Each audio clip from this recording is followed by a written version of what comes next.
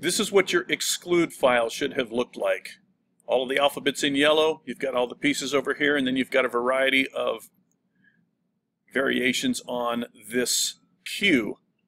For your final logo, the first thing you're going to do is do a File, Save As.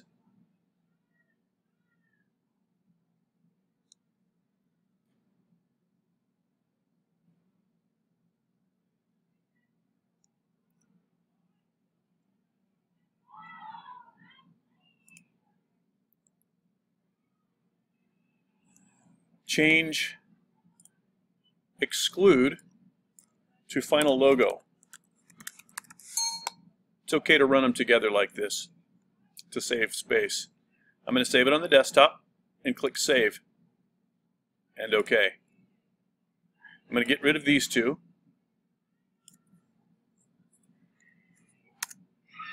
I'm going to save all of these.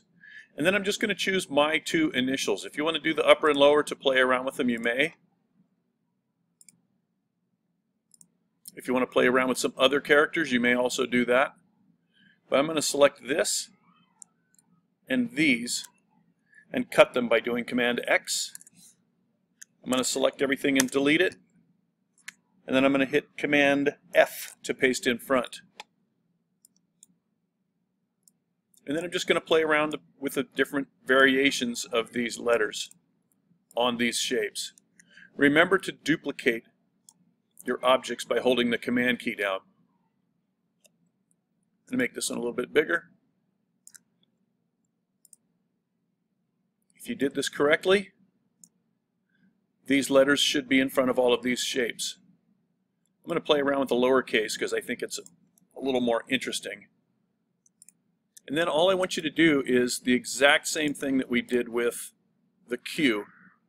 I want some of the parts of the characters to run off the edges to make for some interesting shapes. So I'm putting the dot of the J up next to this one.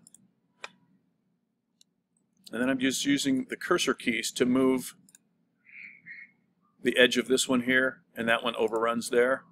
I'm going to do the same thing on the W. Please make sure to hold down the Shift key when you enlarge things. Otherwise it's going to warp the characters.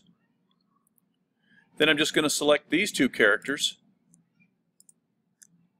Go to the Pathfinder tool. Combine them or unite them. Then I'm going to hold the Shift key down and click the rectangle and choose the minus front, which gives me this interesting shape. You can see the various shapes. This is actually one big shape, and then this over the other one over here is the only piece, the only second piece. The reason for that is that the I on the J has a little hole here. So when I select these shapes and color them, the colors can be somewhat random, or they can be more specific. If you don't like what this configuration turned out like, hit Command Z until it combines the letters again, and then play around with them a little more. I'm going to ignore the dot on the I so that that part of the J cuts off to make three different shapes.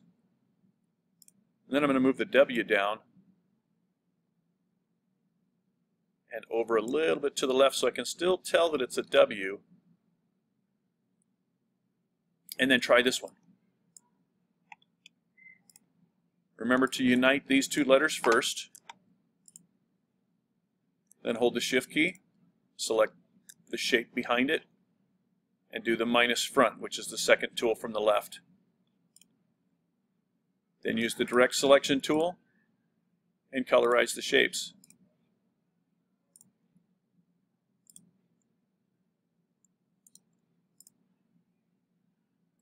You can add the drop shadow if you'd like.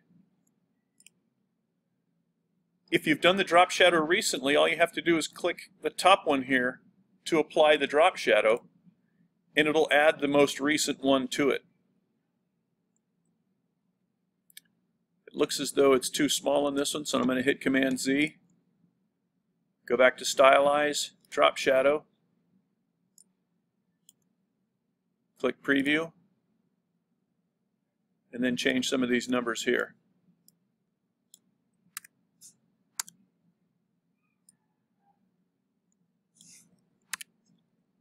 Changing it to 0.3, 0.3, and 0.3. That's too far. I'm going to go 0.1. 0.1. Still don't like how far away it is, so I'm going to keep making this number smaller. Half of a point. 0.05 inches actually. And then since I want this a little bit tighter here, I'm going to make this 4 and change 50% to 70%. If you want to see what the change looks like before you commit to it, every time I change something, I'm tapping the Tab key,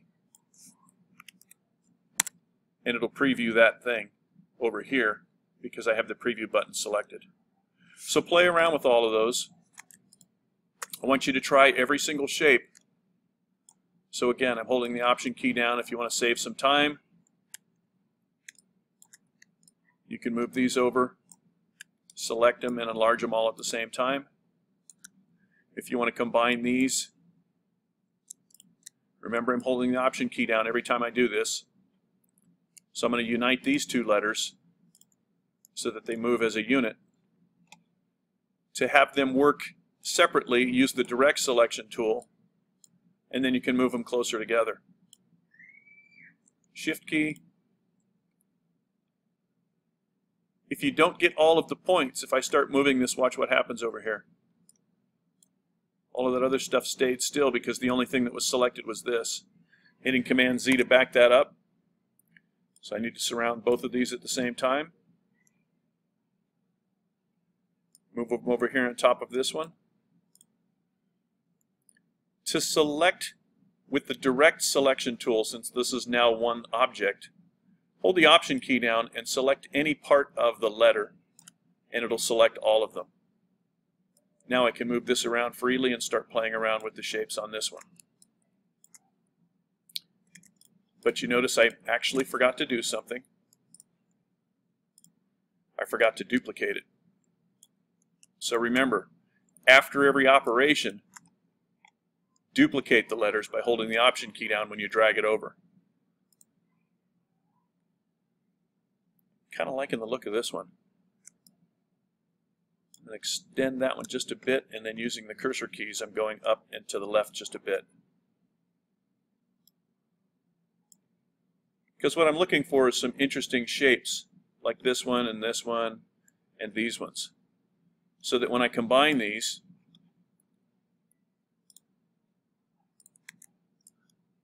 I get some interesting shapes. I just hit Command Y to go into wireframe. Then with the Direct Selection tool, again, colorize the different elements, play around with them. Probably want to move this one over just a bit so I can get a third color in here, but that's entirely up to you. Your final, when you turn this in, it should say final logo, _ first initial last name, _ whatever period you're in. The only thing on this page that I want to be on your final is whichever logo you decide you're finished with and you like. I want you to copy it by holding the Option key down, drag it somewhere on the page, and then make the inside black so that you have a black version of this. The drop shadow won't cut out of the vinyl, so this is the one that I'm actually going to cut the vinyl from for your final sticker. So that's it. Hopefully you can finish that today. This is about a 10-minute video. There's no reason why you can't finish this today after doing all of the work for the last week and a half on this project.